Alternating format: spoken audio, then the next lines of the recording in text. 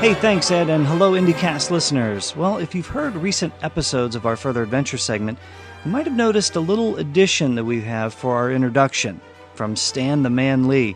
Well, at the time we premiered that, I mentioned that was part of another project that I was working on. Well, that project is part of the reason I have the Jay Underwood interview for you today. See, in addition to his time on the Young Indiana Jones Chronicles, Jay also played Johnny Storm in the original Fantastic Four movie.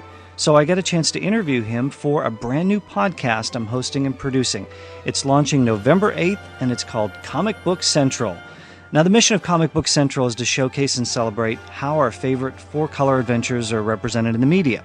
That's right, when a comic book is brought to life, Comic Book Central is there. You'll hear from some of your favorite actors, directors, producers, and writers. And every one of them has had a hand in contributing to the massive explosion of comic book projects we're seeing on Broadway, television, video games, and film today. Hey, how'd you like a preview? Well, here it is. Take a listen. On November 8th, the world of podcasting will become super. It's Comic Book Central, the podcast devoted exclusively to interviews with the creative talents that have brought comics to life. Greetings, true believers. This is Stan Lee. When do you think the Academy is going to wise up and create a special Oscar category for Best Cameo? I don't know. They're just asleep on their feet. Maybe your show, maybe this interview will be the turning point. I'm Kenneth Johnson, the creator of the Incredible Hulk television series. Was there ever thought to have the Hulk speak on the show? No, Hulk not speak. Hulk talk is dumb. Hulk smash. Good. Fire bad. Yeah, fire bad. She is Erin Gray. Erin, welcome to the show. I ended up being a contract player making, I think it was $600 a week. Gil was doing great. He was making the big bucks. And then You got the posters, though. You got Yes. the posters. Come on. I look better in white spandex. What can I say? You know. Hi, this is Rebecca Staub, the Invisible Woman from the original Fantastic Four movie. I was familiar with the Fantastic Four, so, I went and got a couple of the comic books and talked to people in the comic book store. Let me get this right. Going for the role of Sue Storm, you go into a comic book store and start talking to the guys there? Yeah. Could you please tell me how that went? He is an actor, former professional boxer, and a Kryptonian monolith. Let's welcome to the show Jack O'Halloran. What's tougher, going toe-to-toe with George Foreman or with a Hollywood executive? That's a good question. Hollywood executives aren't that difficult, actually. Do you dress in all black when you go after him? I wear my Krypton suit. Hi, this is Adrienne Barbeau, Catwoman from Batman the Animated Series, and you're listening to Comic Book Central. Perfect. I have an obsession with the 70s game show Match Game. We have to remember Richard Dawson. Ever hit on you? I don't think so. I did the pilot for The Gong Show, and Chuck Barris, he asked me out a couple of times. Well, hi, guys. I'm Ilya Salkin, the originator of Superman the movie. Interesting casting note when we're talking about Clark and Lois. Lau Wagner and Linda Carter. Absolutely. Boy, you did your homework, man. Linda Carter comes to see me. I was at the Beverly Hills Hotel pool. Wonder Woman. My mouth falls on the floor. It's Captain Marvel himself, Jackson Bostwick. Great costume, by the way. Great costume. Oh, it's fantastic. Do you have it? Yeah, I have one. When was the last time you were in it? Well, actually, I wear it around the house. The dogs like it. And when I'm barbecued, Hey, Captain Marvel, flip me a burger. Yeah. Shazam! Hey, this is Michael Rosenbaum. Lex Luthor from Smallville. Make sure you listen to this guy's show. He sounds like a good guy. People should listen to you, Joe. You are listening to Comic Book Central, where comic books come to life. Excelsior! Well, as you can tell, my guests and I have a lot of fun talking about their comic book themed projects, but I can see we also touch on some serious topics as well. It's fascinating to get the stories behind the stories with some of these folks.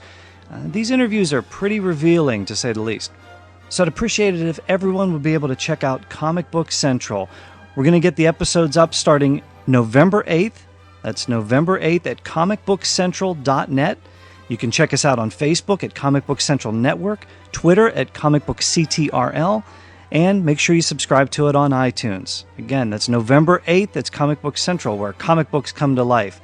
And now, let's talk to Jay Underwood about his time on the Young Indiana Jones Chronicles.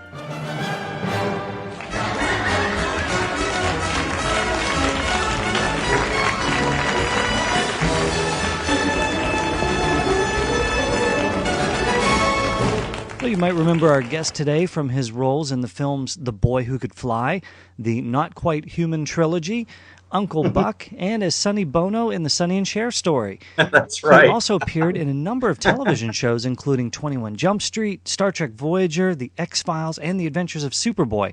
He also played the hot-headed Johnny Storm in the original Fantastic Four movie. And, of course, he also brought history to life as Ernest Hemingway in one of our favorite shows, The Young Indiana Jones Chronicles. Jay Underwood, welcome to the IndyCast. Thank you very much. Good to be here. Wow, that is quite a list, but well, obviously to build up that kind of career, you started acting at a pretty young age. Do you recall your first acting gig? Let's see. Yeah. Well, if you want to get, go way back, let's see. I think performing for the neighborhood kids. I used to do magic shows and puppet shows, and I'd set up chairs and things and do them on my front porch. So that's going way back. And then did you charge for those? No, they were free. No, okay. you were happy to have it. I didn't know if that was your first paid gig or not. So I'm sure I was thinking it. No, well, here, the funny story about that. So I got into theater, and I did a lot of theater around the Bay Area and took a lot of kids' classes where I grew up in Hayward, California. And then I ended up going to a performing arts high school in Minneapolis called the Children's Theater Company. And while I was there, all the kids in the theater had agents because they do a lot of commercials and industrial films and that sort of thing there. And I thought, well, shucks, I want to make some money. And so my first paid gig was, what was it? It was a radio spot for Swiss Miss chocolate. And all I had to do was say the word sure. And I had to go, sure. And they paid me $240. And I thought, I am having the last laugh on this one, You thought, sure. That was that for a 15-year-old kid. That was like, wow, you've got to be kidding me. You'll pay me to do this stuff? Isn't that great? So there you go. That is fantastic. Well, was that I think one of your first roles was in The Boy Who Could Fly.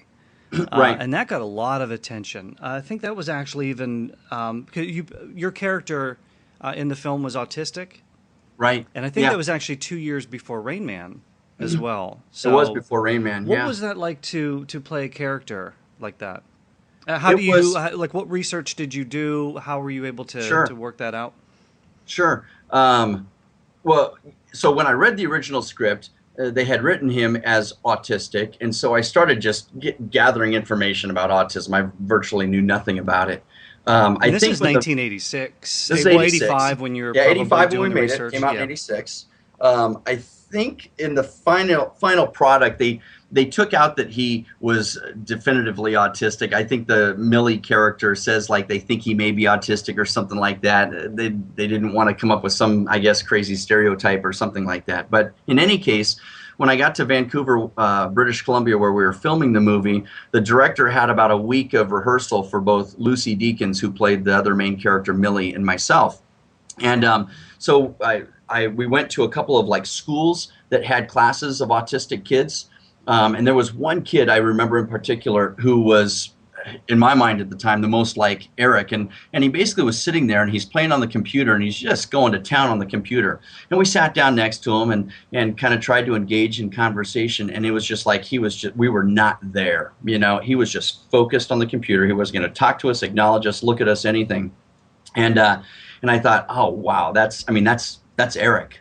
And then the second thing that we did that was really helpful was Nick Castle, the director, took us to a shopping mall. And he said, all I want you guys to do is just be in character. And he says, I'm just going to kind of follow way behind you, and I just want to observe and just see what happens. And he said, okay, Lucy, we'll pretend that you have to go buy a pair of shoes as Millie, and you've got to take Eric with you. And so we're in the shopping mall, and it was crazy, and we both just totally got into it. And I was amazed at that point how many things had to do with flight, because I think for me as playing Eric, who would sit in his windowsill and pretend to fly, that's all that he was focused or cared about. And so in the store, I think at one point I remember seeing one of those airplanes that a child would sit in. You put a quarter in and it shakes and rocks it around. And to me, as Eric, that was like the coolest thing. And I remember sitting down next to it in the shopping mall and putting out my arms and trying to pretend to be like this airplane. And of course, people are staring and people are walking by, and Lucy is mortified, playing the character Millie, and so it gave her some real good real life experience as to what that would be like to be dealing with this, autistic kid out in public who will do these kind of crazy things. It was a unique melding of reality and fantasy. And I would say that if there ever was any negative comments about The Boy Who Could Fly, it usually came from people that totally got into the story and bought the kid and the autism. But then, of course, in the movie, you realize that he has this gift, and the gift is that he really can fly.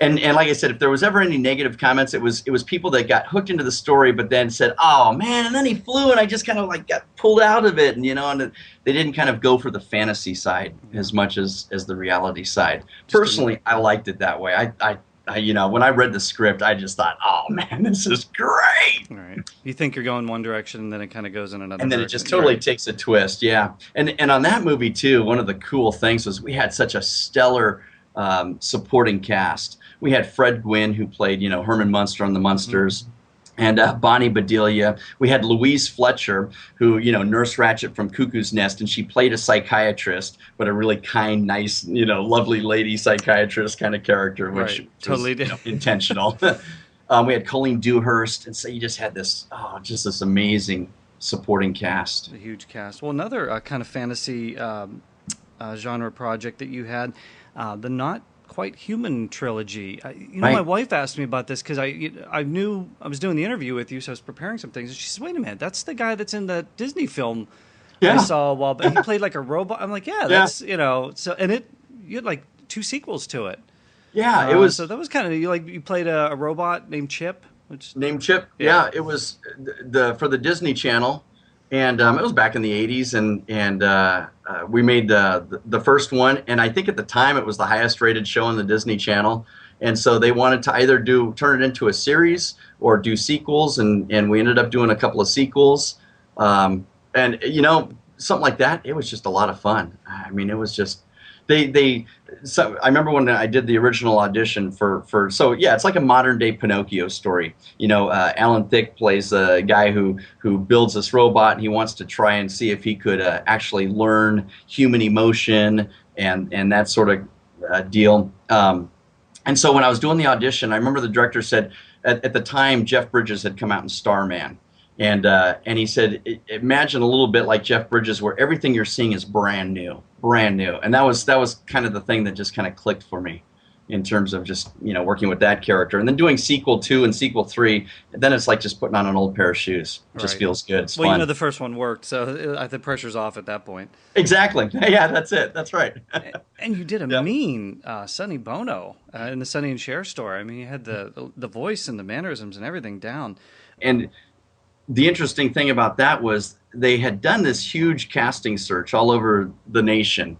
And I think part of that was for publicity, as well as really trying to find, somebody to play Sonny and somebody to play Cher. And in the end, they weren't finding what they wanted. They came back to Los Angeles. They did a whole series of auditions. And I remember that I had heard about the project. And I called up my agent and I said, "Hey, what's up with the Sonny and Cher story? Can I get an audition for that?" And he goes, "Oh, well, yeah. Well, what they're doing is they're trying to cast Sonny and Cher first, and then we'll put you up for one of the supporting parts." And I go, "What about Sonny?" There's like dead silence on the phone. My agent's like, yeah, okay. Well, when you look at the two of you, you don't really think, yeah, exactly. And so he called the casting person. At that point, they were getting desperate, and she goes, "Yeah, I'll see Jay. Send him in." And I think at that point, at first they were trying to find, the perfect Sonny, somebody who looked like him, somebody who sounded like him, somebody who could sing like him. And they finally realized that ain't going to happen. Let's see if we can find somebody that can act like him. And then we'll put wigs on him, and we'll put noses on him, and we'll find somebody to do the singing voice. And that's basically what happened. It was, again, it was a blast. It was, to play an iconic kind of figure like that. It's just, yeah. What a unique thought to get an actor to portray, to actually act. To portray Sonny Bono, yeah. Well, we're on the IndyCast Yeah. today, so you go from there. That was one real life character you portrayed on Yep. the Young Indiana Jones Chronicles. You got to play another real life character, Ernest Hemingway. Yeah. Sort of a recurring character too on the Young Yeah. Indiana Jones Chronicles. There weren't a ton of episodes, but you got to be on three of them. Yeah. It was Young Indiana Jones and the Mystery of the Blues, Young Yeah. Indiana Jones and the Scandal of 1920, Mm-hmm. and what was originally called Northern Italy, June 1918, which I always hated those, just like date title Yeah. episodes.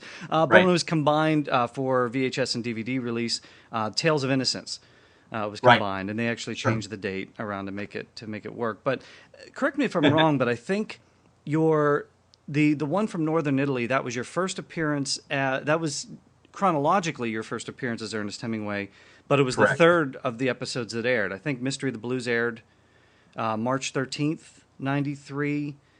Scandal 1920 aired in early April, and then I think Northern Italy aired mid-April. So is that...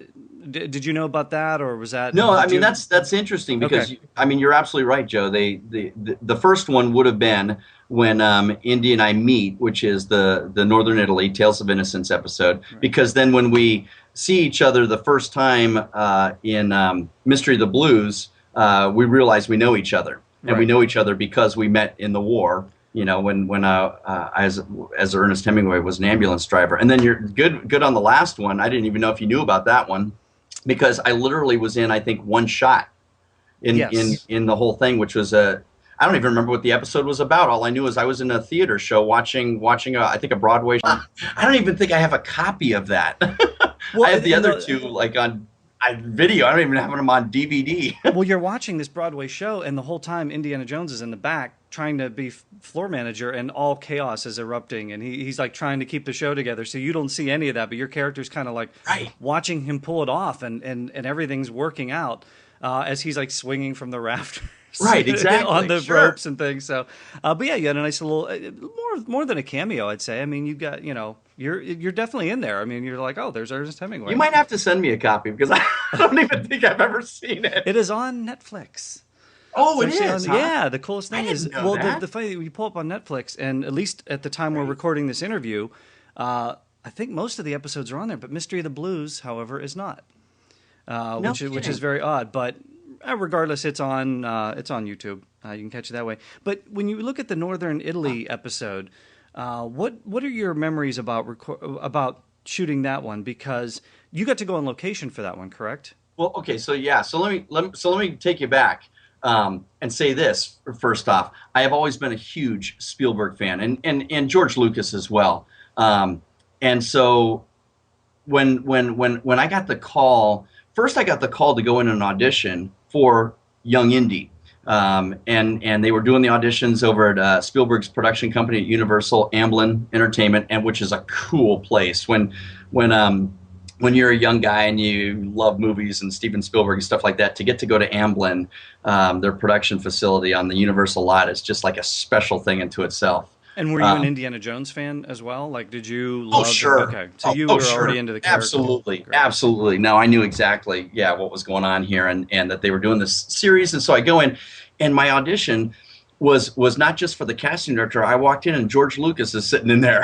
And I was like, oh, my word, that's George Lucas. And you weren't expecting that at all. No. I don't remember if I knew that he was going to be in there or not. It was I was pretty shocked, I think. I mean, in a good way. It was, it was great. It was fun. And so I got to read for Indiana, and that was a hoot, and didn't get the part, obviously. Sean Patrick Flannery got the role. And but then, I don't know, Do a you few recall months your later, audition scene as Indy? Do you recall what it was, or how you prepared? Did you watch all the movies? Did you kind of look I at... think what I did was, I think I River watched... Phoenix's performance at all? Yes, exactly. That's just what I was going to say. River Phoenix's deal. Yeah, I think that was about it. And, you're of course, you're trying to, in some ways imitate Harrison Ford. I mean, you want to have enough of that they kind of go, oh, yeah, we could see that or believe that. And I probably like the Sonny Bono thing. Maybe I could act it, but, I wasn't the right match, right fit, what have you. Right. And that's all right. Because then when the audition came for Ernest Hemingway, I'm trying to think if I did. I don't think I did a lot of real technical preparation for the audition, I gave him a lot of energy. I don't know. I pictured Ernest at the time. I just pictured him as being kind of forward and just kind of just a certain amount of energy and just kind of a guy's guy. And I, so that's just kind of what I infused the audition with. Once they gave me the part, then I went back and did all kinds of research. And actually, there's a whole book. There's a biography I think it's called Young Hemingway, something like that. And that's what I read, and that was kind of like my Bible, for working on that character. You're cast on the Young Indiana Jones Chronicles, right? What are you thinking as a young actor at that point? Well, here's the thing. The cool thing about when they cast you in the part was they told you right off the bat. They said, they would tell the agents, don't even ask for some big amount of money or this and that. Here's the budget, and the deal is we pay all of our guest actors, the Screen Actors Guild scale, which is fine. It's nothing to poo-poo about, kind of thing. But they basically told you don't try to negotiate anything, because the bonus here is we're going to fly you all around the world, basically. and that was kind of the thing. They go for Jay, he'll be going to Italy and shooting the episode basically where it would have happened in real life. Then the next 2 episodes we shot at a studio in North Carolina, in Wilmington, North Carolina, and so that's where Mystery of the Blues, as well as the New York episode. Scandal were shot. 1920. Yeah, a little easier with those. You knew that you were in for some fun. I mean, one, you're working on Young Indiana Jones. George Lucas is producing it, and so that was great into itself. And you get this great trip, where they're flying you first class to Italy. And then I'll never forget, this is the good one. So I'm planning my Italy trip and just getting excited for it to go and start shooting. And they call up, I don't know, a month before, something like that. And they go, oh, by the way, we're wondering about your availability to fly to London first, because we'd like to do a wardrobe fitting with you. And I was like, just a second, let me check my calendar. I'm kind of booked. No, it was like, yes! I think I can pencil you in, right? And then the funny thing about that exactly was they fly me to London a week before we start shooting in Italy, and I go to this wardrobe facility, and they wanted to make sure that the Red Cross uniform, that I was wearing, or Army uniform, fit. And I think my wardrobe fitting lasted about 15 minutes. And they're like, great, you can just enjoy London for a week. Wow. And I was like, oh, yes. 15 minutes of work in a week's fitting. Yeah. Nice. And actually, we did extend it a little bit, because I forget if they offered or if I asked, but basically I had to look like I could play the cello, because in it, of course, in the Italy episode, Indy and I have this musical duel where he's playing his saxophone and I'm playing the cello. And so they wanted me to look back and like, forth on the William yeah, exactly, Tell back and forth. Right. In the scene with the where we're competing for the girl at her house, first dinner, and then with the music stuff. And so they wanted me to at least look like I could play the cello. And this is to George Lucas's credit. I was amazed when I started doing my research for Ernest Hemingway and reading the books that I was reading. I was amazed at how many little bits and pieces of true-to-life things were in the script, like the cello, for instance. Ernest Hemingway learned to play the cello as a kid, so that was intentional. They put the cello bit in there because it was a true-to-life fact about Ernest Hemingway. And so in any case, they got me a fellow from the London Philharmonic who I would spend like an hour a day with, looking like practicing to look like I could play the cello. So, he taught me simple bowing and fingering and vibrato and those kinds of things. And what was great about that was he and I became really good friends. And so he just would take me all around London. So we do our hour of cello lesson. I've done my wardrobe. And then for a week, I got to just kind of be in London on their dime and just go see the sights. So it was a pretty sweet gig. I was going to say, it's a pretty good gig to get. Yeah, good work. It was great. And what's great about the show is when you watch it, I mean, obviously the money they're putting, it's not like they're being cheap either, because that was one of the problems with the show, was that the budget was so enormous in what they were shooting. Right. That the ratings didn't equal what they were spending, but all the money is there. And when you look at it, You talk about the attention to detail that you mentioned, but also the attention to the period itself and how it looked, especially that episode. When you look at it, the cars, the costuming, everything, the locations. What was that like to shoot a period piece like that when you're in, and so much attention to detail? It's almost like you're right back in time.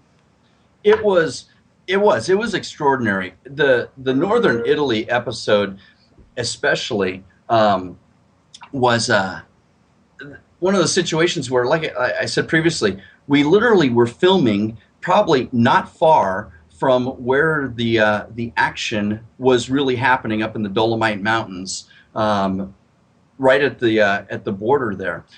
So on top of it, we were in true to life locations, and even true to life for that period. This is really where this kind of thing was happening, where the war was going on. But it's great. I think most actors would tell you, when you do a period piece, first you put on the wardrobe, and and I'm wearing this army uniform with the Red Cross stuff, and that just takes you right back, and it really helps. It helps a lot just to kind of get a feel for the character and what you're doing. And then, of course, they taught me to drive the old ambulance, so they have the real old ambulance out there, and I'm learning to drive that.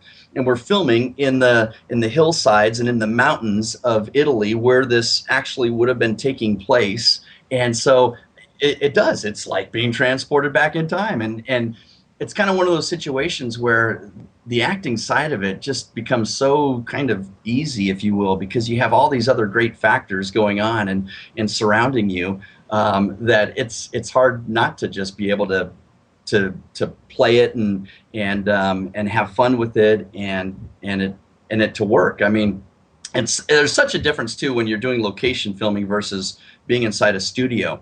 And I think for the Northern Italy episode, everything was on location. I don't think, at least in my parts, I don't think we ever filmed in a studio. And I don't think they filmed any of the other Indy stuff when he was dealing with the soldiers and whatnot. All that was on location. Yeah, if they did, it's hard to tell because it looks... There's virtually none. Yeah, even when we're filming the scene in the house with, or any of the interiors, they were all in, true to life interiors. They rented a house or a villa? Yeah, exactly. They had the house where her parents were, the girl's parents were, and we're, battling, doing the duel, and we're in this. They used the town that we were at two different towns. One was called Feltra, and I forget the name of the other town. And they used the town as the backdrop. Again, we were in the mountains, and they were doing, these caravans up into the mountains, which was kind of difficult for some of the filming that they did, where again with Indy and the soldiers.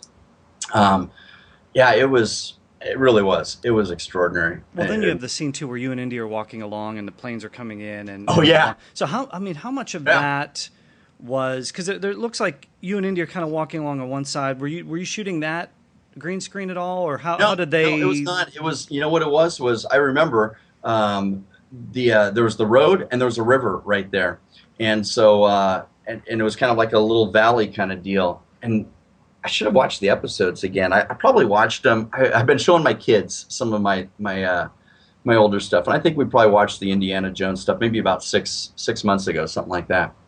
And obviously, all the planes were put in after the fact. Whether it's computer graphics or whatever they did. But we had a lot of explosions going off, and so that was true. And like I said, we were on this dirt road, and they had some of the. I'm trying to think if there are little houses along the deal there, or what was there. Yeah, windows are getting blown out, and exactly. Your so all that was being going on. I think over, really the only thing that, I know the planes, and there might have been some more of the scenery that was kind of added in, but we really were in this little dirt road in a valley with this river right next to it. That's amazing. And then for people that haven't seen the episode itself, I mean, it's really, and we talk about the explosions and things, but it really is, for the most part, an all-out comedy.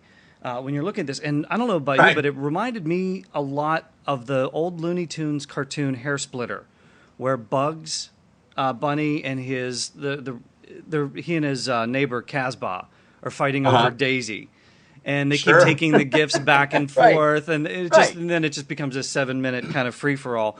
I'm watching this thing. I'm like, this is like that Bugs Bunny cartoon. It just gets crazier and crazier. Where you and Indy is it Julieta? Right, Julieta. And you're trying to go. It turns out she goes with somebody else. Yeah. Spoiler alert if you haven't seen the whatever the guy's name was, some Italian guy. Right. Yeah. Well, the picture's there like the whole time, so you can kind of see it coming, around the bend. But it's a great. What was it like to, even in the midst of all this? I mean, you're playing in the midst of a war scene, but also to just do an all-out comedy with Sean Patrick Flanery. That had to be a blast. It was. I mean, it was. Like I said, I think and the way I was playing Ernest too was just playing him as not over the top, but with like I said, a lot of energy and whatnot. And so when we had some of these scenes where we're kind of getting at each other, it was. I had more fun. I had more fun as an actor playing those kinds of scenes, and of course you're not playing for the comedy. You play the true to life situation, and the comedy of course comes out of that. The other cool thing about that was they got some amazing directors to work on that show, and that episode was shot by a pretty well-known director named Billy August, who had done previously like Pele the Conqueror, and he's done. I'm trying to think you have to look up some of the other films that he's done since then. But he had quite a name for himself at that time, and so just the chance to be able to work with somebody like that as well. And then he had his wife, Billy August's wife, was played the mom, the girl's mom. So when we were in the spaghetti eating scene and whatnot, she was a part of that as well, and she's done a lot of other movies, I think. Yeah, I was going to ask you about that scene. Did you were you actually eating any of the spaghetti? Yeah, it was great. I mean, how much of it did you? Because it just kept coming and coming and coming. I think I always thought that was one of the coolest things, as an actor, when you got to really eat, in the movies and this and that, and so they have this big old bowl of spaghetti, and the first few takes you're down in it, you're swallowing, you're just like you said, there's the comedic aspect of it, and so you really have to just be totally into it and just shoving it down your throat and. Because you're like eating angrily and like trying to out-eat Indy. Exactly. And he's doing the same.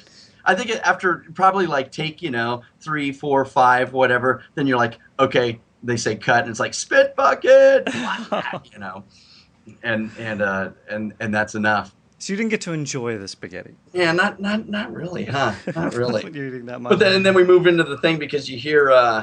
I forget. I think you hear the cello first, if I remember right, and then Indy realizes that something's going on, and he runs out there, and so again, just putting to practice everything that I had learned from my friend in London, in terms of, because they would play back the music, and it was the William Tell Overture, and then you see the bow they would cut, and then they give me a new bow with the strings that had been kind of frayed, and like you see if a cello person's going crazy on the cello, and you're playing it manically at this point. Yeah, pop, exactly. How long did it take to shoot that scene? Because it's perfect. The time and the editing on it is brilliant. They did great. I think we spent just a day in the house there, where we did all the house. Well, actually, a day for probably the eating scene, and then the music playing scene. They probably had another day or so at the house, because they had some other interiors where let's see, Indy was visiting, and I think there's the scene where I was visiting. Oh, that's right, where he puts the itching powder. I'm remembering more of this. He puts the itching powder in my trousers. Yep. Yeah, and so I think I'm sitting there, if I remember right, I'm trying to recite a poem to her or something like that. Yeah, you don't do it for long. Exactly, I'm scratching. And then they had the exterior of the house was a totally different house. So they didn't use the same house for interiors as exteriors. And the exterior, of course, was this really cool, old style mansion looking kind of deal with the big driveway. And that was a fun one to film too, because I remember we show up at the door and we have all the packages at the end. We're stacked up with packages, and he's got the tree and the this and that. And it's the same place where we shot the serenading scene, where, let's see, I'm out there and I'm singing to her. I remember that. And then Indy shows up with the band. You're like playing an accordion at that point. That's right. I'm playing an accordion, right? And then he comes in with his full band. He's got the band. He's Indiana Jones. What do you expect?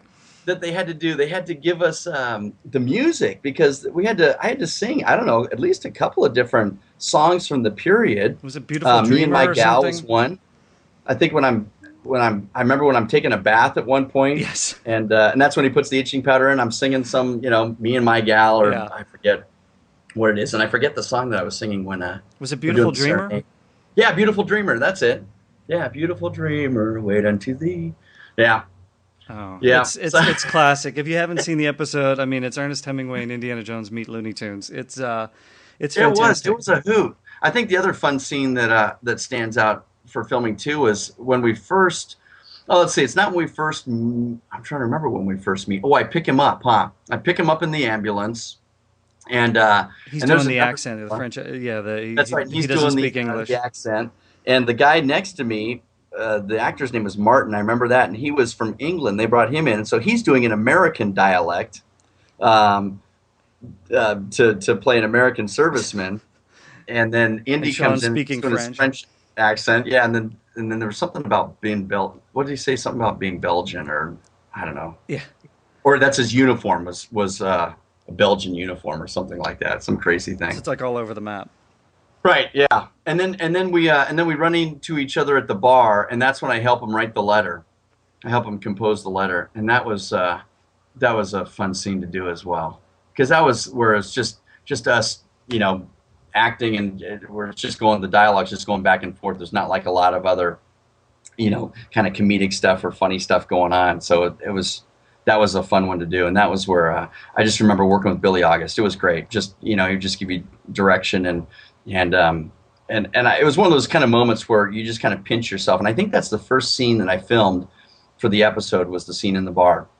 And you just are kind of sitting there and you go, I'm in Italy. I'm working with Billy August, Sean Patrick Flannery playing Young Indy. We're filming the Young Indiana Jones Chronicles. Man, it doesn't get much better than this. And George Lucas is our boss. George Lucas is our boss. That's, again, good work if you can get it. It's a fantastic episode. Hey, one of the things we talked about off mic was one of the controversial aspects of the show was the bookends, the old Indy bookends. And you kind of, when you look at yours, obviously with that particular episode, you've got old Indiana Jones played by George Hall, and he sneaks into the parking spot while these other two guys are fighting over it. Oh, and so that's right. That brings about his telling of him fighting with Ernest Hemingway over the girl. But on the DVD releases, on the VHS releases, those are gone.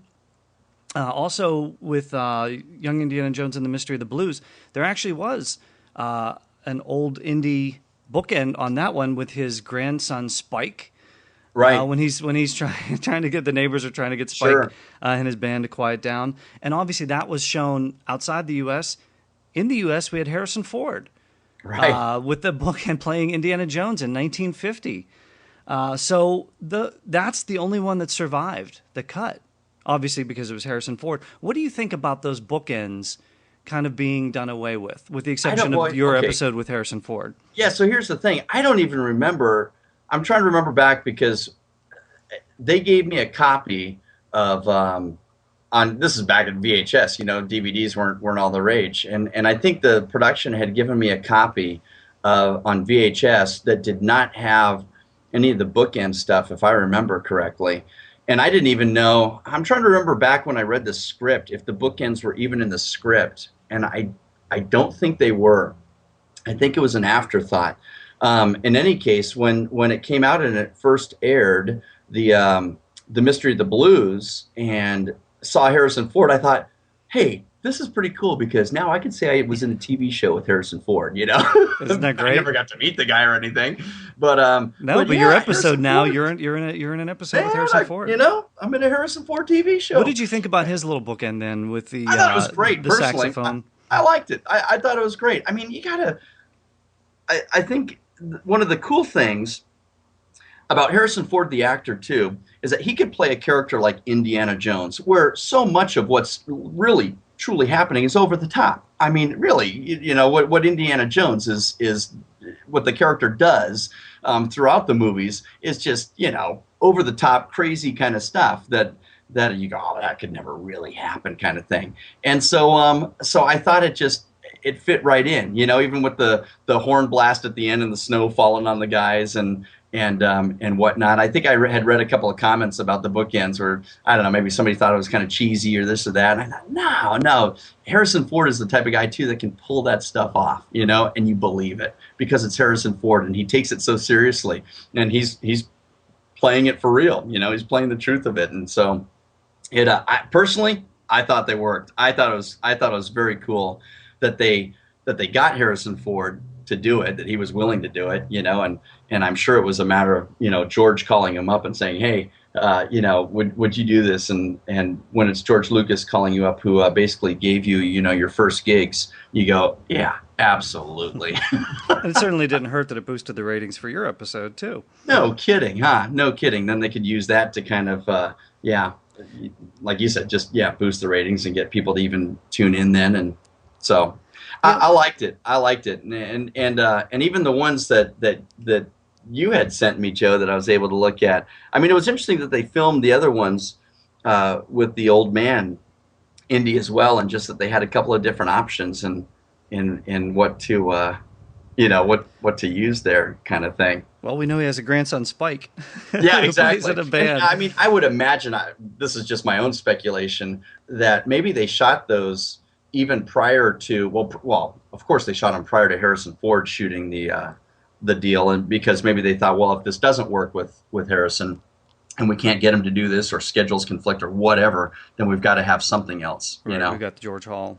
Yeah, so we got that in the can, and now we'll try. And you look at the even the scenery and stuff, and with the whole snow thing. I would just even imagine that when they needed to shoot it, it was Harrison was probably back in Wyoming at his ranch or something, and said, hey, why don't you guys just come here and we'll shoot it here, kind of thing, or they write it in the snow aspect or whatever to make it as easy on Harrison and his schedule. I believe that was the case too. Yeah, and look at some of those making ofs. Speaking of Mystery of the Blues, you got to shoot a gangster film. And it's Elliot Ness, Al Capone. I mean, it's the whole deal. You got to kind of go back to the 20s and go against the gangsters. Hold on, before we go gangster, can I give you one little fun anecdote about the Italy episode? Absolutely.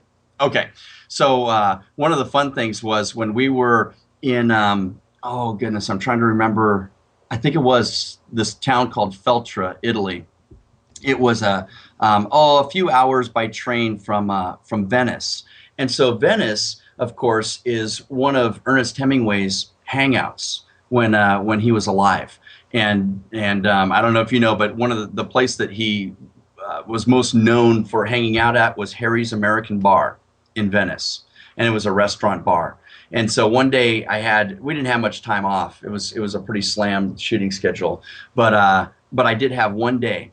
And I thought, I'm over here in Italy. I've got to go to Venice, and I've got to at least just say that I was there. So I literally took the train in, and I had about, I don't know, like 2 or 3 hours to spend in Venice. And the only place I wanted to go to was Harry's American Bar.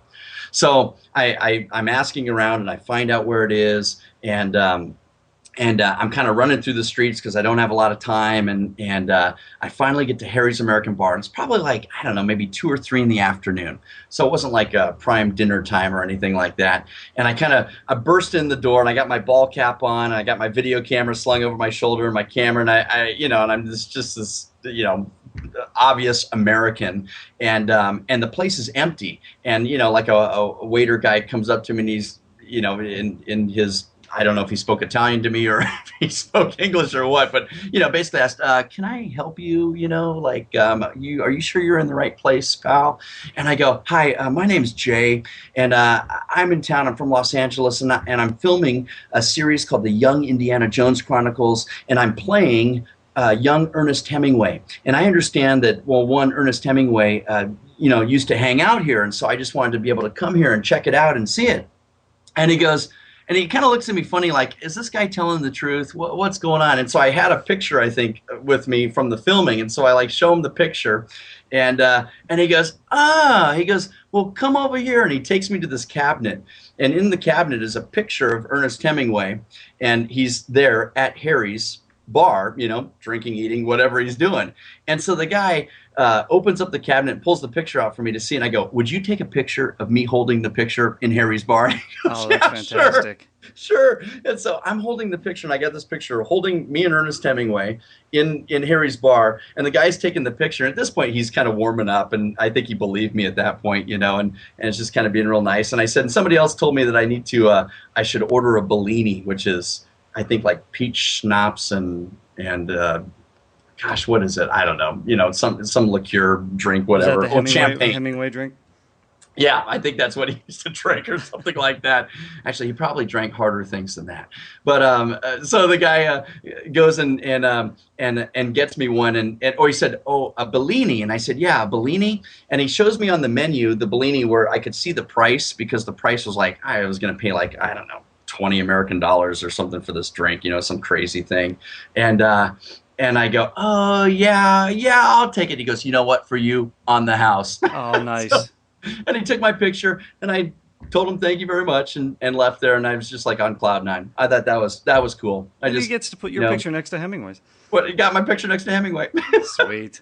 Okay. That's Thanks. awesome. Thanks for letting me tell that. Oh, no problems. No, I mean, those are great to get, because we don't get those behind the scenes kind of stuff. When we're watching the episodes, and we realize, what the actors kind of go through as they're channeling these characters. So it's kind of cool. That was, I mean, in that whole episode too, when you're shooting this, in that case, we're not in Venice, shooting. We're not in one of the major cities, Rome. We're out in the sticks. We're in the mountains and these kind of tucked away places. And so you realize, well, what do you do after hours? Well, you go out and you eat and you get to know the crew. Sean was great working with Sean Patrick. And then the gal, I think her name was Veronica, if I remember, that played Giulietta.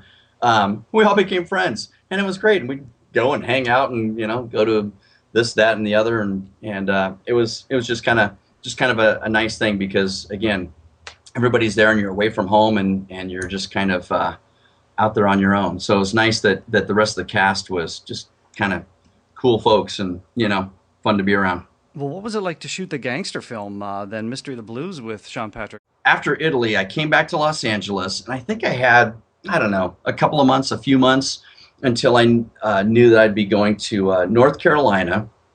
And I think the name of the studio was Carolco, something like that. And it was, I don't know what it was built for originally, but they actually have this studio outside of Wilmington, North Carolina, that has a back lot. And it actually has, old style buildings, kind of like what you'd see on Universal's back lot. And so that was where we filmed all of our interior stuff. And then the exterior stuff was filmed all around Wilmington. And Wilmington's still a town that has enough kind of old style buildings that we could make it work. And then, of course, there's that huge kind of shoot 'em up sequence in the warehouse. So we were in this, we were in this blazing hot warehouse. That was the thing I remember about getting there. Was it was middle of summer, humidity in Wilmington. And we were already having, 90 and 100 degree temperatures. And with the heat index, it would be over 100. And the first thing they had me do when I got there was do a wardrobe fitting, so they could get all that squared away, because we needed an entirely different wardrobe from what I wore in the Northern Italy episode. And so it was much more, the 1920s trousers and wool trousers and shirts. And they're putting us in the real deal. I mean, they got costumes from different costume houses, and we're wearing the real deal.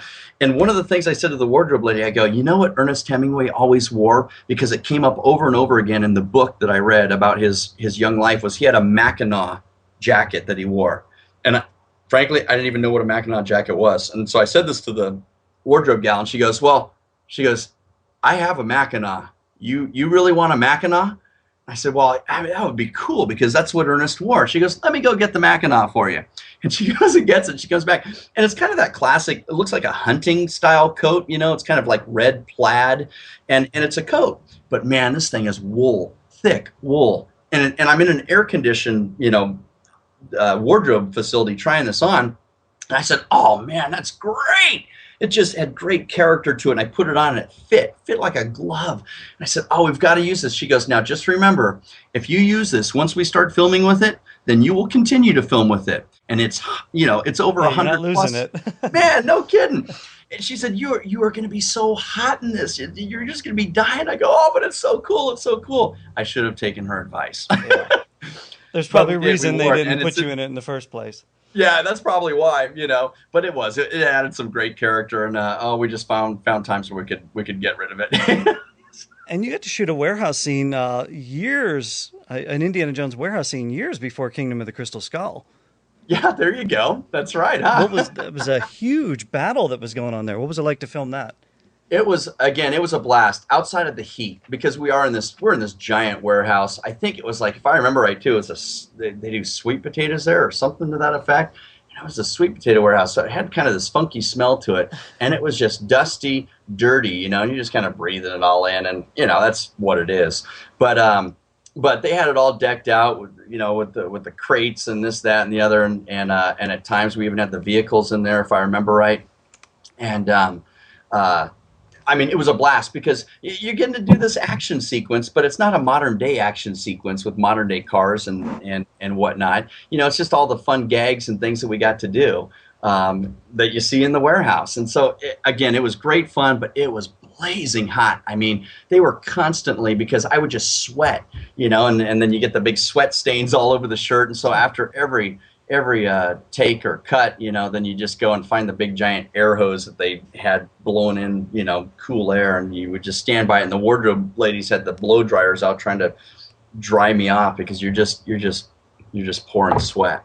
One more kind of fun anecdote about Young Indy, and that was when I was filming the Chicago episode in Wilmington. Word was going around that George Lucas was coming to town, that he was going to stop in. And I just thought, oh, man, that is so cool. I hope I get to see him.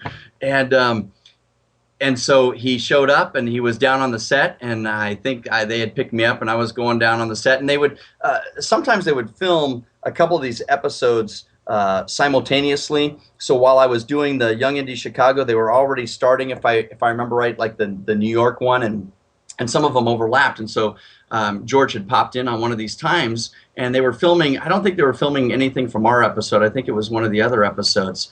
And so the driver who picked me up brought me down to the set, and walk onto the set, and there's George Lucas, and just got to. I'm trying to think if I got to see him again or shake his hand at that time, or just be reacquainted with him. But at one point, it was funny because they were filming some kind of action scene, and they had what they call A camera and B camera, meaning a second camera, and they wanted a third camera to be rolling on the scene, but they didn't have any third camera operators. And George was like, "Oh, you kidding? I'll do it. And so there goes George off to man the C camera, which of course A camera is the one that's getting the primary action. B camera and C camera are getting just little bits and pieces here and there, or kind of the sub action, exactly. And that's what George is doing. And he's over there on C camera, and you can tell he's just totally in his element. He's just happy as a clam, And what was neat about that was you just realized that for guys like him, and I believe this about somebody like Spielberg as well, you just see that, as big as they are, and as, film giants that they are, they ultimately love making movies. They love the just the whole process. They even love just being and working with the camera, and that was really cool. It was just cool to like I said, get to see George Lucas again, and just see in him just that love for making movies while he's operating the C camera. I hate to sound redundant, but man, if there was ever a job, if you were to ask me on my resume, one of my favorite gigs, it was Young Indy was definitely in the top probably 3, just because it was just a blast. And now you're part of the Indiana Jones world. What was really cool about that? You're right, Joe. I live in Northern California now, up in a small mountain community, and it's we were in what we call the big city of Redding, California, which is not too far away. And while there, we were at this museum that they have there because they were having a special. What were they having a special deal? A special exhibit on movie wardrobe. Okay, and they actually had the real costumes from all different kinds of superheroes, is what it was. Superheroes and villains from the movies. So they had like one of the original Darth Vader costumes, and they had a Stormtrooper costume, but they had, I want to say that it was Indiana Jones's jacket or something like that. There was a connection with Indiana Jones. And so in the gift shop, you could buy different things that they had for sale. One of them was it's kind of like this giant, the complete book of Indiana Jones or something. I don't remember what the exact title was. And so I'm flipping through the book, and there's my picture. I even made the complete, in the complete book, because they had a whole section on Young Indy. and had put in a picture of, I think, myself I think it was from the Chicago episode. With you in the hat? Is it the one where you? Yeah, I've seen that online. Actually, if you go on the Indiana Jones wiki, there's an Indiana Jones wiki, and you look up Ernest Hemingway, and they've got that shot of you in the fedora. Cool. From that episode. So yeah, you are firmly entrenched, my friend, in the world of Indiana Jones. Right on. I love it. I mean, what a great place to be entrenched. Welcome to the community. You're part of the IndyCast community. Always. Always. Hey, fans of your acting might be surprised to find you on a completely different stage now. Yeah. Sure enough. I just at some point did you give up acting completely? No, not completely in the sense that I've shunned it or anything like that. I've always loved being an actor. And I think, too, once I got married and I started having a family, I got just more and more involved in my own faith and my own belief in God and in the Bible and Jesus Christ. And I started wanting to live my life more the way that I believe the Bible would have me live it. And one of the things that started happening was just my career obviously would have to start changing, because there are so, I think we would all be fairly readily admitting that there is so much junk and garbage that gets made for television and movies these days. There probably most of the stuff that's on network television, I wouldn't want to show my kids. There's a lot of movies I've made I wouldn't want to show my kids, kind of thing. And so I realized that, the kinds of movies and roles and things that I wanted to take was kind of getting a little more narrow. And I kind of thought at some point, I'm going to be out of a job here, because I was turning down more of the auditions my agents were sending me than I was wanting to go out on. And so I kind of was wondering, well, where's this all going to lead? Where's this going to go? And I was asking that of the Lord even. And finally it hit me, just through a series of events. I just absolutely knew in my heart of hearts that what I wanted to do was I wanted to go into ministry. I wanted to go into full-time Bible gospel ministry. And I'm now a pastor. And so I'm a pastor in a small town, like I said, in Northern California, and just have gone just a completely different direction. That's just kind of a new avenue for me. In terms of acting, you've been doing that for a few years now, right? Yeah, I've been doing this for I've been a pastor for the last 6 years. I was going to say probably since 08 or 09, somewhere around there. Yeah, I think we moved here in 07. I had gone to seminary down in Los Angeles for about 4 years. And while I was in seminary, I was still doing acting gigs. I was just a little more selective about what I would do. I had a friend of mine who was a director, and he was directing a lot of Hallmark movies. And so he'd call me up and he'd say, he knew I was in seminary, and say, hey, I got a couple of days on this Hallmark film. You want to come do it? And I was like, yeah, sure, that'd be great.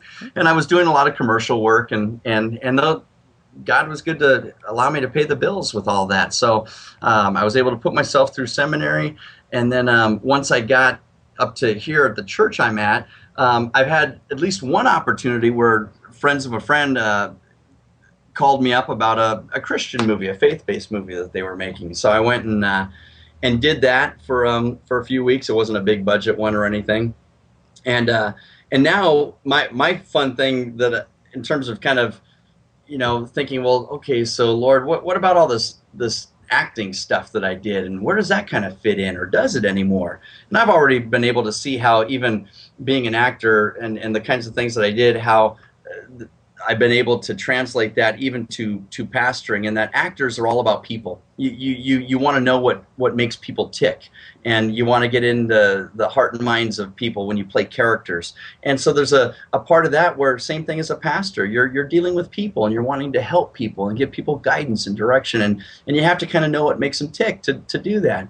And of course, just as an actor, you don't mind being up in front of people, and I love storytelling and whatnot, and there's an aspect of that comes into preaching, where you're also telling stories. Jesus himself is a great storyteller. I have fun with that, but I get to also I become the local director of the school plays at our kids' school. That's kind of a default position now, right? I mean, they've got to go to you for that, I would think. It's great, yeah. And I love it because because I now get to kind of let those creative juices flow. I love theater, I love acting still, and now I get to hopefully help inspire the next generation of young actors, and my kids have been involved as well, and so I get to kind of live vicariously through them and do that and do local productions, which again are tremendously fulfilling. So I don't feel like I'm missing anything in terms of not being directly involved in Hollywood anymore. And it's more of a fondness towards it, where I could look at that and go, I used to do that. I used to be a part of that. And what a great gig, and what a great ride. And I feel totally blessed to have ever been allowed to even be involved in Hollywood or making movies, because it's definitely not something that everybody gets to do. Well, you've certainly given us a lot of great characters over the years, a lot of really cool genre projects, science fiction, fantasy, comic book related.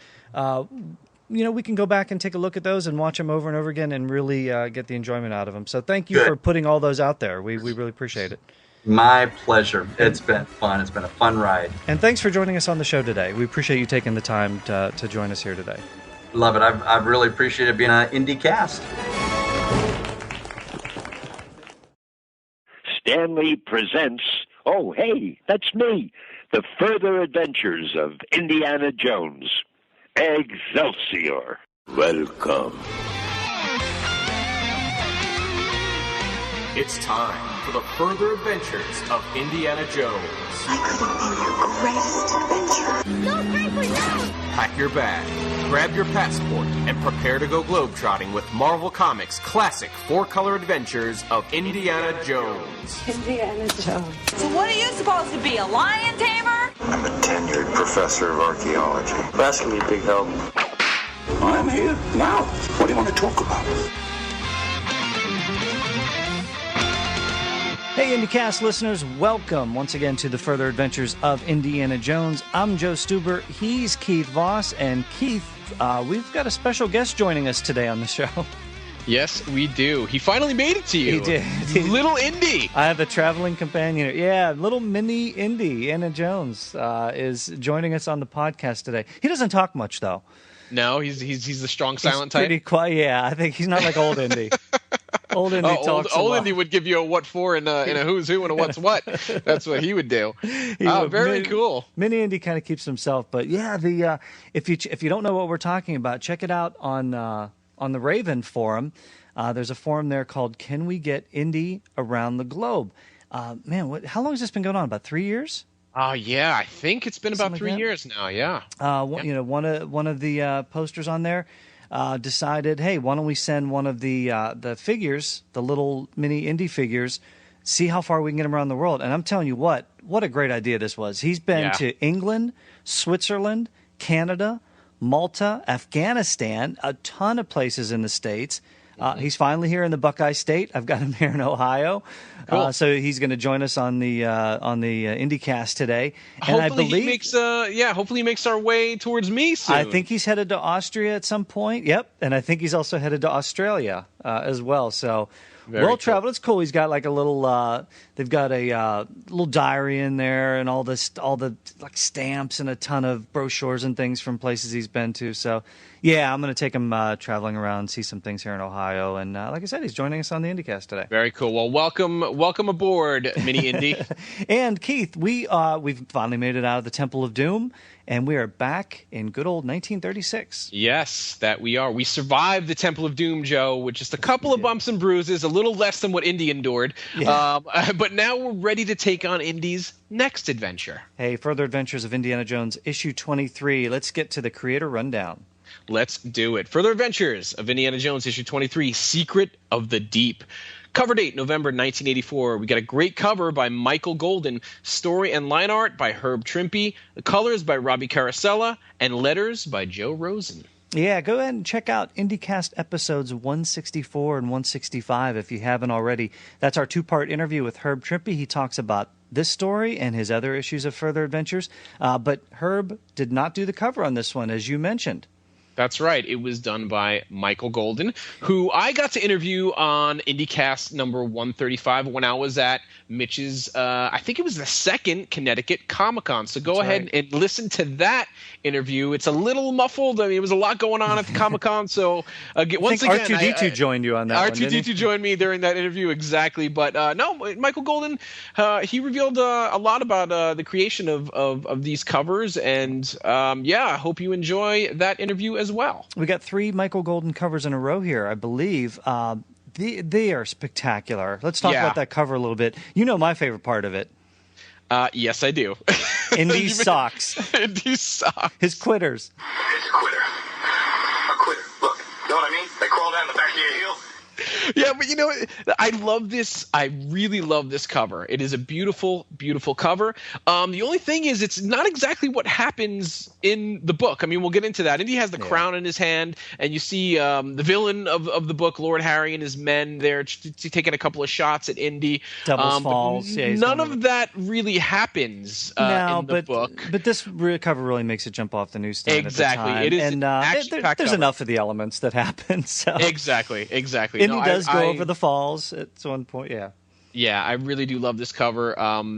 Great Fantastic. Stuff. One of my Great favorites. Stuff here. And we talk about too about how sometimes people think that the run started to run out of fuel as we got closer. But I'm telling you what, these stories by Herb Trimpe and the artwork and the covers, this proves that there was still a lot of steam left in the book. Yeah, I totally agree. I mean, we only have about 11 more issues left in the run. I mean, it's still, as far as I'm concerned, it's still going strong. I mean, this is a solid book, this issue 23. There's a lot going on in this issue. It's a lot of fun to read. It really is. Well, let's talk about it. The Secret of the Deep. Don't you hate when people yell during the movie? Yes. I mean... Come on, Wilhelmina. Turn your phone off. Be quiet. You don't have to yell the whole time. We get it. Oh. But what a splash page here, Joe. We're in the... Hey, man, what in the world is going on? We've got Indy and Marion in the jungle. Look at those. I mean, we've got natives and spears and elephants charging and... Hey, snakes. We've got a snake. That can't be good. No, that's why it looks like the silhouette of Indy and whoever's with him is that Marion? It's got to be Marion, right? Got to be. He says we got to get out of here. We got to actually. Where is he? What is going on here? Well, it turns out that's a little bit of a misdirect by Herb Trimpe, as he talked about this. If you flip the page, they're in a theater. Yes, that's great, isn't it? That's a great moment. Probably, man. I don't know. We always say this is the favorite of this, but man, that is one of the greatest comic book introductions for an Indiana Jones adventure. I agree, and I think it actually would make even a great introduction for a movie. Yeah, for an Indiana Jones movie. Can you imagine, you see the Paramount Mountain, and then all of a sudden it's in a movie theater, yeah. And actually, it's Indy watching a movie. I think that'd be great. That'd be cool. Yeah, I mean, Indy doesn't even like snakes when they're on the movie screen. It seems. Right. So he takes Marion and they hightail it out of the Metro Theater, where the movie they were watching was Jungle Drums, starring Alphonse Dumas and Stephanie Winslow. A little bit of a problem there with our spelling on the marquee by Joe Rosen. He misspelled Dumas, but no biggie. We'll get past that. Yeah. But happened before. It's happened before. In Indy's review of the movie, he says, "If I never go near a Hollywood turkey like this one again, it'll be a day too soon." Well, think again, Dr. Jones, because you are going to be getting nearer than you think. That's true. And you know what? Jungle Drums wasn't a real movie in 1936, but check out that little poster, that advertisement for Ace Drummond over there in the corner. That was a 13-chapter serial, and that was a real movie in 1936. Very cool stuff. Yes, it was. Herb Trimpe doing a little research in 1936.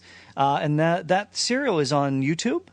And I think you also found it for download as well, too. Yes, it's available for a free download. All 13 chapters available for free download on the Internet Archive. And guys, you know what? If you love Indiana Jones, check out this. I mean, this is one of those series that inspired Indiana Jones. You're going to love it. It's amazing. Yep, it was written by Captain Eddie Rickenbacker. He was an actual World War I flying ace. I originally wrote it as a comic strip, and they made a 13-chapter serial out of it. So very cool. Go get it. Go download it. Watch it on YouTube. But yeah. Real life coming into play here in the world of Indiana Jones. And, interesting thing, too, we go back to that first splash page.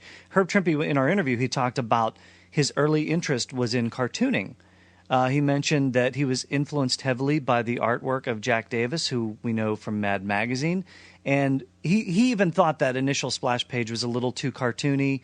Looking back at it now, and we see, Indy and Marion coming out of the theater. They get into another fight, another bickering thing, as they are wont to do. But I love that Indy and Marion, they're fighting in the cab, and we get that kind of cartoony style. And doesn't it remind you of like sort of an Indiana Jones animated adventure if we would eventually get one of those from Disney? Absolutely. And if that does ever happen, I would love to see this story in an animated form. Yeah, because it's a really good one. So it kind of makes me want it even more now when I see these pictures come to life, so to speak. So so they're fighting as usual. Next day we head to Marshall College, where once again Marcus sends Indy out on a mission. By this, he gets this talks about this famous Dutch archaeologist, Professor Hildebrandt, who recently passed away, leaving his personal effects to the museum. The Dutch, he mentions, once had an outpost on this mosquito-infested jungle island in the South Pacific called Cloux. Mm-hmm. Yeah, and it seems that this island was taken over by a drifter named Lord Harry and a bunch of his drunken sailors. Michelini having some fun here. That could only be interesting from there. Yeah. But it seems that also this Professor Hildebrandt once led an expedition there and uncovered some hidden treasures, including the Crown of Rurik. Now, the Crown of Rurik is possible proof that the Vikings explored the South Pacific. So this is a pretty big deal for Indy and Marcus. Yep, we've got our MacGuffin there. So and we see what Lord Harry's up to, because it mentions that he had swiped all of Hildebrandt's discoveries except that crown. Yeah, and exactly. so Hildebrandt had that, and he chucked the crown over this 200-foot waterfall that we see on our cover, Devil's Falls. And so it's supposedly at the bottom of the falls. Right. And so Indiana Jones wants to go get it, and so he's got to take off on another adventure.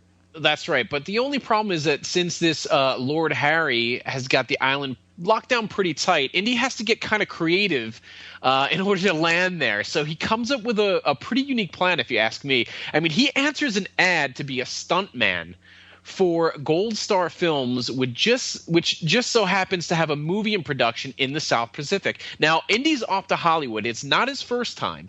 In Young Indiana Jones and the Hollywood Follies, for example, Indy worked for John Ford as a stuntman. I mean, Indiana Jones is perfect to be a stuntman, if you want to be honest. I mean, this could be pretty much his second career if he wanted it to be. I mean, forget teaching. He could be a stuntman. Think about all the adventures he's been on, everything he's been through.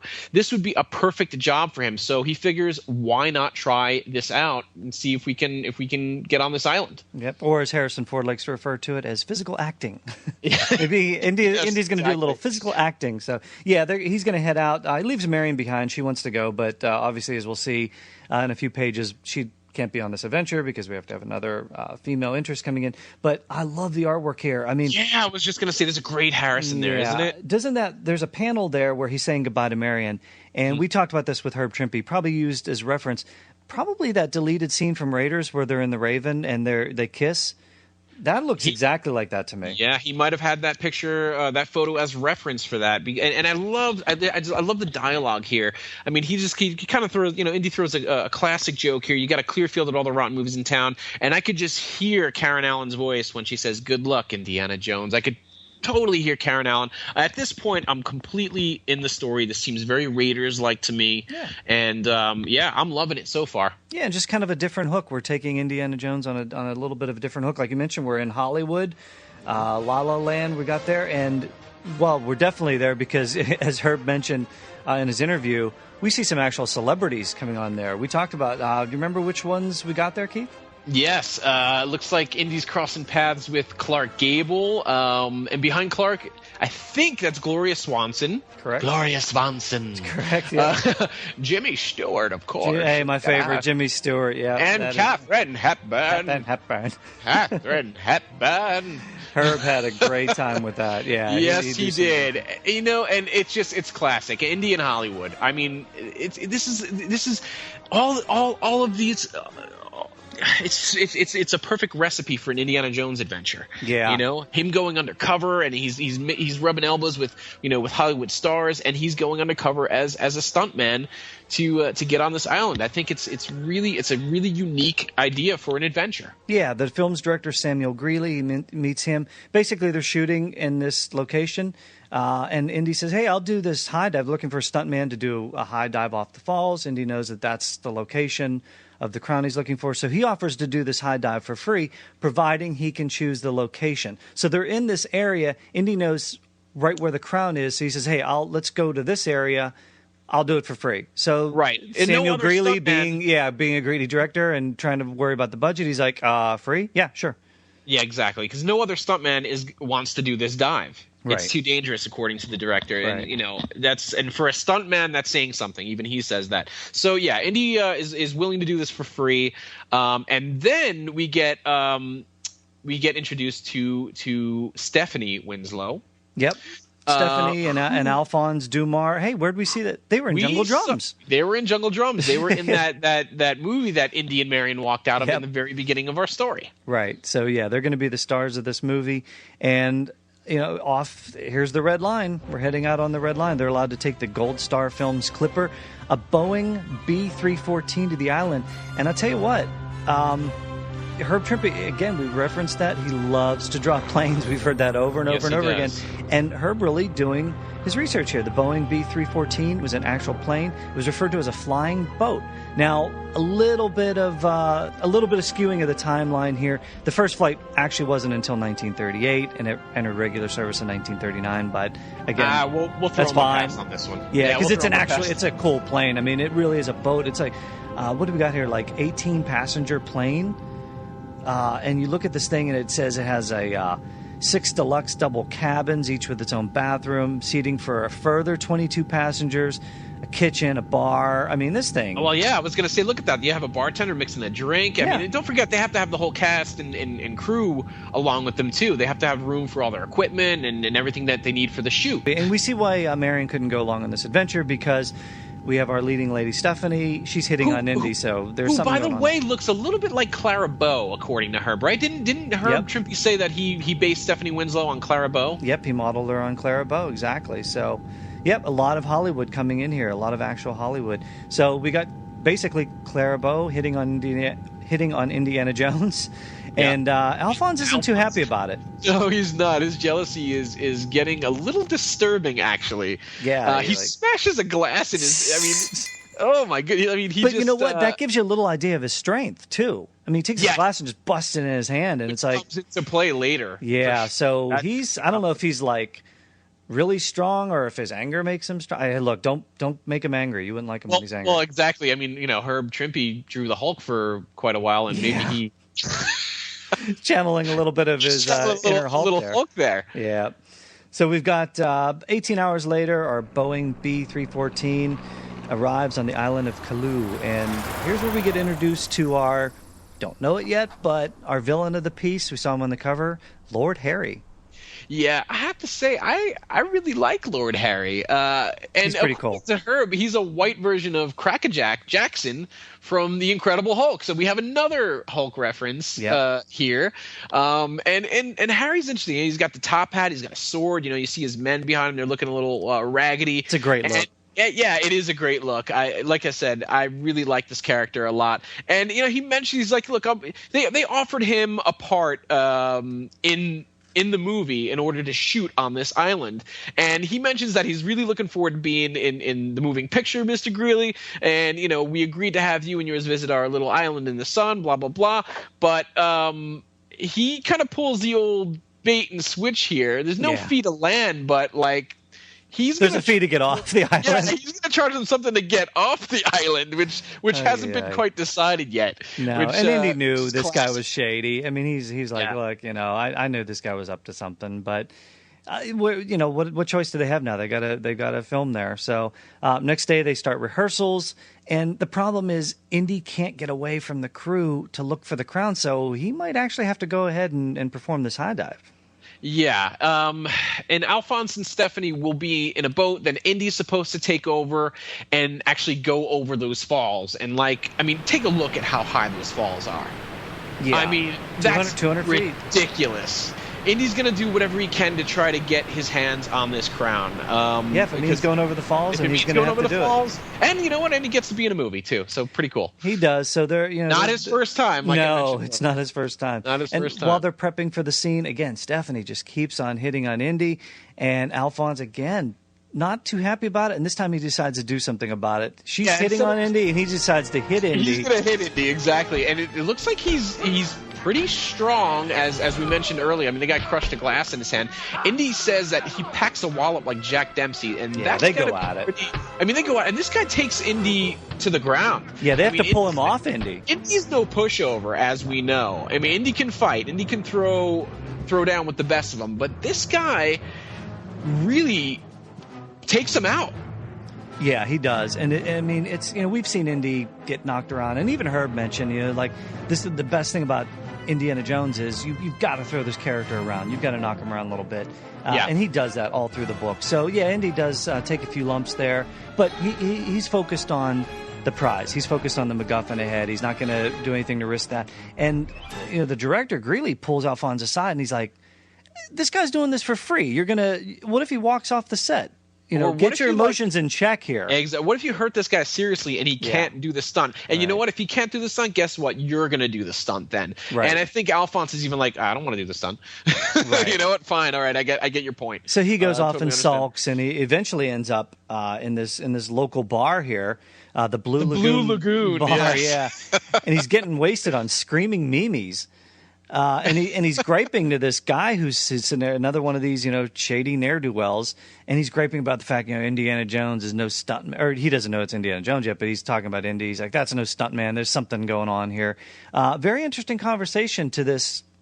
They call him Panama Hat. Another character. Where have you heard that before? Hey, it was 5 years away from Last Crusade. Exactly. So who knows? Panama Hat. But Panama Hat has some dealings with Lord Harry. He takes this information back to him. So Lord Harry knows that Indy's up to something as well. Exactly. And what we have on the next day is, filming is starting, and Indy takes an actual hit in the water, and he goes over the falls. He's not happy about going over the falls first. It's a great reaction. But the interesting thing here, we find out something interesting about Indy's past. He was on the college swim team, apparently, state champs. Now, when I was reading this again to get ready for the show, it was funny. I mean, we know that Oxley and Indy went to college together. Maybe that's where they got their experience. It turns out they were swim team state champs. Maybe that's why they went over the waterfall in Crystal Skull 3 times it drops. They were perfectly fine after that. 3 times it drops. 3 times it drops. What is he talking about? Yeah, we see that a lot.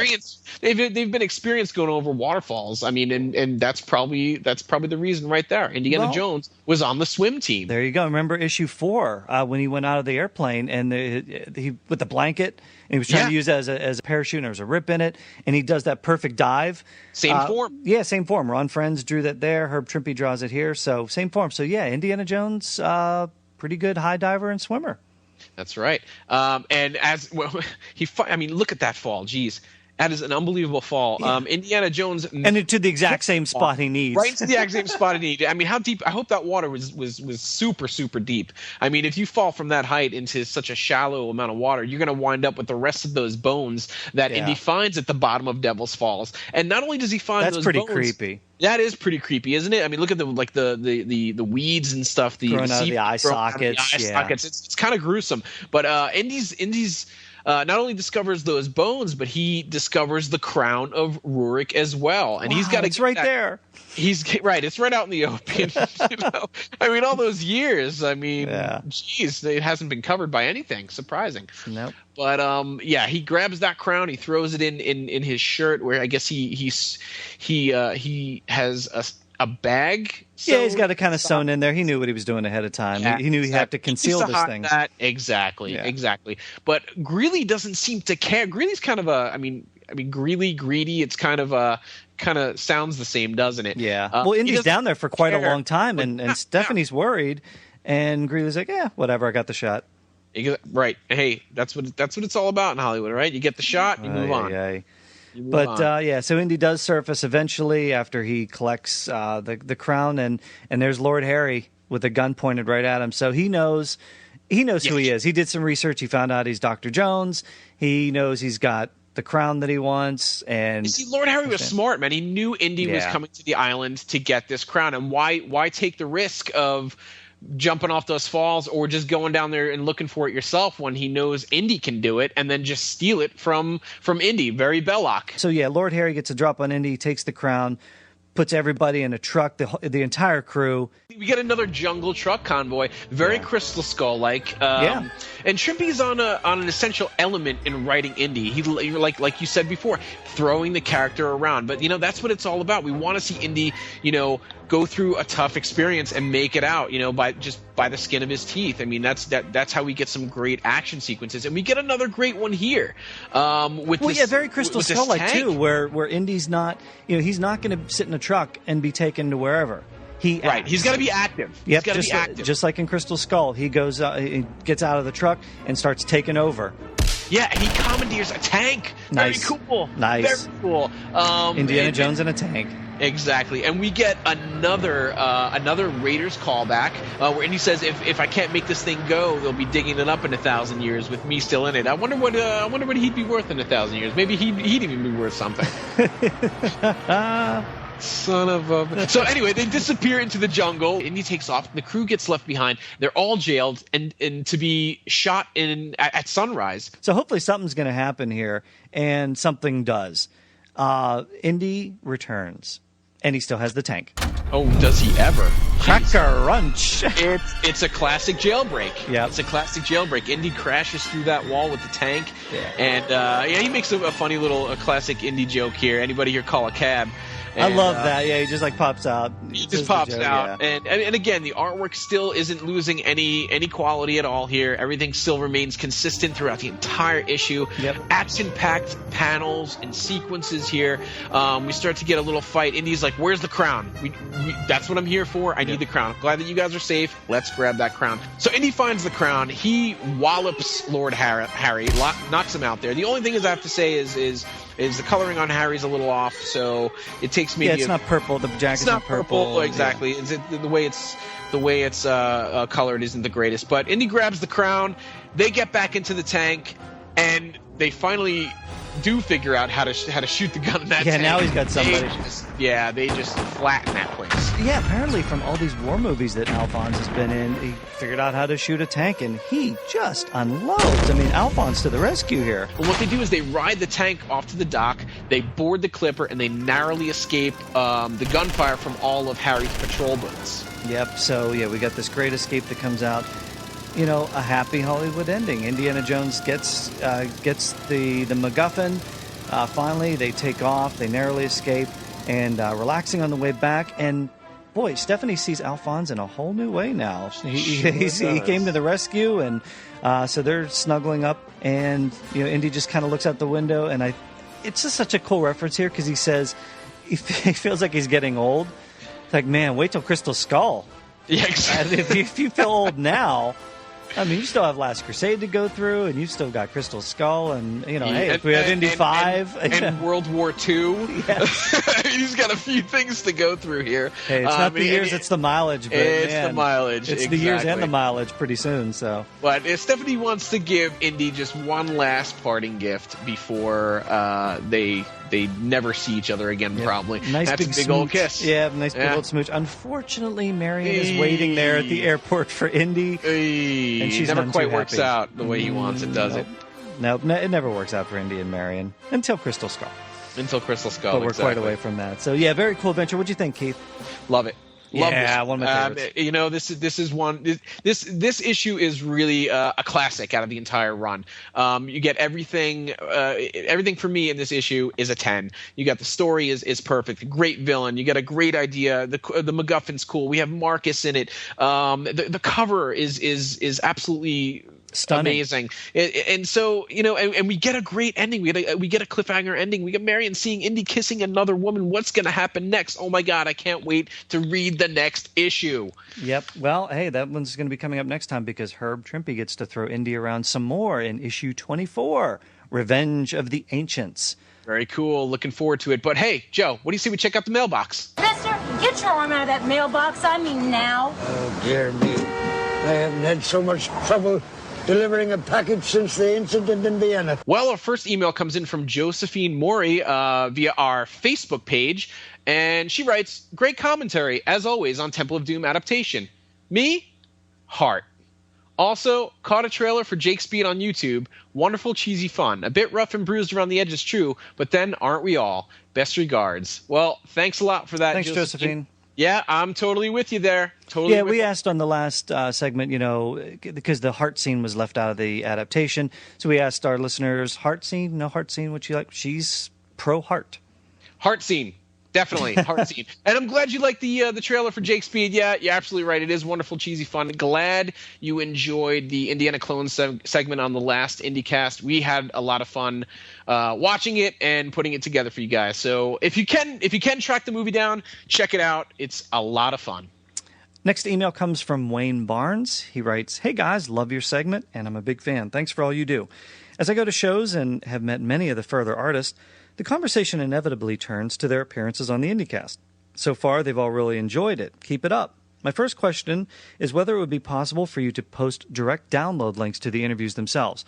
Don't get me wrong, I love the show, but sometimes I just want to find certain interviews for a quick refresher. Second, while going through the Temple adaptation, you mentioned the heart scene being too extreme. I think, well, I did. Keith didn't. Nope. Keith said that was all me. I think it's fascinating that's being called into question. In the sequel to a film with melting faces, exploding heads, people getting run over, thrown through windows, chopped up by propellers, stabbed through the head with spikes. And, well, let's just say that by comparison, Temple feels pretty close in line with Raiders. And that scene, as iconic as it is, was very tastefully handled. It's relatively bloodless, all things considered, so I've never thought that it was the straw that broke the camel's back on being too dark. Yes, the filmmakers think that the film is pretty dark, but there's probably more questionable pieces with child slavery, drinking blood, people being crushed under a rock crusher, evil Indy, and voodoo. These first two films weren't made for 5-year-olds, although that's pretty close to the age I was when I watched them. They were pretty dark but serious fun, if that's a thing. It's a crucial scene, and I can't imagine Temple, my second favorite film, without it. So I say an emphatic yes to this iconic scene. While most people have had adverse reactions, the relative sanitizing of the series led to more family-friendly, comedic-based entries. Both good films, but without a doubt softer than Raiders or Temple. As a quick aside, why is it that George Lucas, or Lucasfilm, gets blamed for everything? You mentioned deleted scenes several times and then blame Mr. Lucas. In my mind, I can imagine you drop to your knees in anguish, turn your faces to the heavens with fists held high, screaming, Lucas! Why? Why do we so easily forget these are Spielberg's films? We complain because there's no commentary, but Spielberg doesn't do them. What's our surprise? Conversely, if Lucas gave us commentaries, people would just as easily say, who does he think he is? He didn't direct this. George has always let these be Stevens' films. Spielberg has the final cut. The movies are his. He casts, shoots, and cuts. The stories are George's. It's a partnership, yes, and Lucas is the producer, but the films are Stevens. George can't, or shouldn't, be blamed for everything, yet he is. Sure, we want the deleted scenes, but Spielberg doesn't include those too often in his releases. Check your library. He wants the film as released to be the film, and since his foray into E.T. revision, which he did, not George, he's been pretty clear about that. If he wanted the deleted scenes out there for these films, don't you think he would put them out there? You say they're holding out for more money, but in general, we're just getting a release per format. Were we not wanting these films in high def regardless of the extras? Peter Jackson has released how many cuts and releases of Lord of the Rings in the same format? Anyone ever check to see how many DVD versions of The Evil Dead there are? Yikes! But I'm sure that's Lucas's fault too. Let's blame him anyway. I'm not saying Lucas is perfect, but I'm saying everything's not his fault. I worry that we're losing our objectivity because we've just been complaining for so long we're doing it out of habit. Thanks, Wayne. Well, thanks for writing in, Wayne. Thanks a lot, Wayne. Yeah, very passionate, Wayne is. But yeah, we'll take your first part first. Thank you. We appreciate your kind words about the segment and hearing back from some of the individuals that we've interviewed. Nice to know that they enjoyed their time on the IndyCast. So you mentioned, too, about posting direct download links. I'm not going to do that, but what we are planning to do, and we'll get to this eventually, is to just list on our Facebook page the episodes, the segments, in order of the further adventures and what they were, which issue we're reviewing or which interview took place. So we will get that out there on our Facebook page. keep an eye out for that. It'll kind of help you track down if you're looking for something specific. And Wayne, you're absolutely correct. I did drop to my knees, fist held high in the air, and screamed, "Luca!" Not me. Well, here's the deal. I mean, I have to disagree with you here. They are George's films. Yes. Spielberg has final cut on his films, but they're Lucasfilm properties. And proof of that is Disney owns them now. Spielberg does not own the films. Disney owns Lucasfilm. Disney owns Indiana Jones. Paramount has the distribution, but Disney owns the films. They can do with them whatever they want. That's right. So those are, and make no mistake, any decision that has to be made, whether regardless of what he looks like in Further Adventures or in the Dark Horse series or Young Indy or the video games, everything comes out of Lucas. And I think the problem that Keith and I both had with this is that when you pop the Blu-rays in, yes, we love the Blu-rays. Yes, they look great. We have those deleted scenes in Raiders, a lot of them. They are so awesome.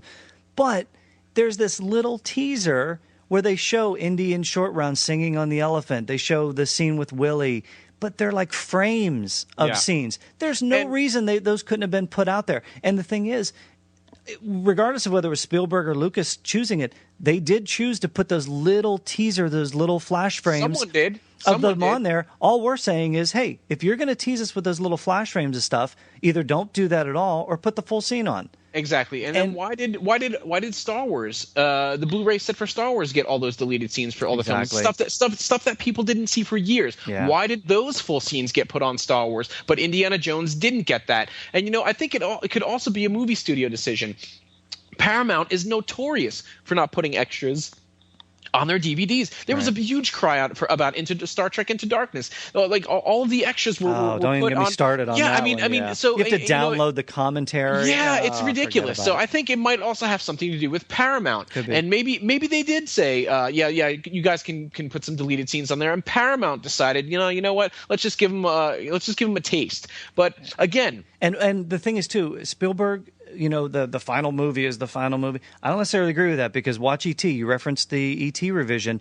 He changed that whole movie around. What was released in 1982 was not his final version. We have the revised version, and it's completely changed around. So he says that, but I don't know that he necessarily always agrees with it. There's always the exception of the rule. And for something as iconic as Raiders, Temple of Doom, Last Crusade, when we have those deleted scenes, if you're going to put a little teaser out there, put the whole thing out. That's all we're saying. So and to me, that is kind of George Lucas's deal because Lucas has the final say on everything Lucasfilm. It has happened before. I hate to say it. Look, we're not Lucas bashers here. No. I think you and I have even said in the past, if it wasn't for George Lucas, we wouldn't have these different universes that we obsess over. Nothing but the highest respect for George Lucas and what he has done as a director, as a filmmaker. Nothing but respect. But you know what? At some point, we got to question, why aren't we getting these scenes? Yeah. We are allowed to question that. And like I said, if Star Wars can get it, why can't Indiana Jones? Oh, it's always the redheaded stepchild. Okay, that's it for the day then. Well, that's all the time we have for today. Further fans and IndyCast listeners, wow, action-packed segment. Keith, I really love this issue and really enjoyed reviewing it with you. Me too. Always a great time. Looking forward to getting into the next one. I mean, it only gets better from here. Revenge of the Ancients. I can't wait. And Mini Indy, what did you think of this issue? He's still not talking, Keith. Still not talking. Still not saying anything. But he's probably tired. From the adventure. Yeah, from that adventure, he's a little beat. But, judging by the look on his face, I think he had a good time, just like we did. And, hey, if you want to agree with us, disagree with us, love the segment, hate the segment, love the heart scene, hate the heart scene, want to yell at us, do whatever. Keith, where can they send that correspondence? They can send it, as always, to thefurtheradventures@gmail.com or visit us on our Facebook page at The Further Adventures of Indiana Jones. And you know what? Since you're all Indy fans out there, I just thought I'd make a mention of our good buddy Junior Jones. He just started an amazing Facebook page called the Indiana Jones Archive. If you guys are interested in all things Indiana Jones, old articles, old TV guide covers, I mean, anything you guys can think of that's in print, Junior Jones has got it. That's all I have to say. The picture of the kids being released from Temple of Doom across the bridge. He just posted that. It's on there. Yep. So it's very cool. So he's posting stuff every day. Go over and give him a like. Tell him that the Further Adventures of Indiana Jones sent you over there. Keith, talk to you next time. We will review issue number 24, The Revenge of the Ancients, next time on The Further Adventures of Indiana Jones.